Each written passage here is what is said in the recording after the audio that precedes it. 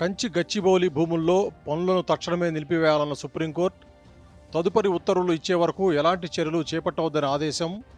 Court ఆదేశాలను పాటిస్తామన్న ఉప ముఖ్యమంత్రి భట్టి విక్రమార్క.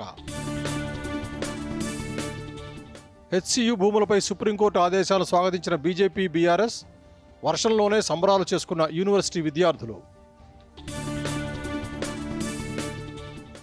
థాయిలాండ్లో కొనసాగుతున్న ప్రధాని పర్యటన. భారతదేశ యాక్ట్ ఈస్ట్ పాలసీలో దాయికు ప్రత్యేక స్థానం ఉందన్న మోదీ, ఇరు దేశాల సంబంధాలను వ్యూహాత్మక భాగస్వామ్యంగా మార్చుకుంటామని వెల్లడి. వక్ఫ్ సవరణ బిల్లుపై రాజ్యసభలో వాడివేడి చర్చ. బోర్డు పాలనలో పారదర్శకత, జవాబుదారీతనం కోసం బిల్లు తెస్తున్నామన్న కేంద్ర మంత్రి కిరణ్ రిజిజు.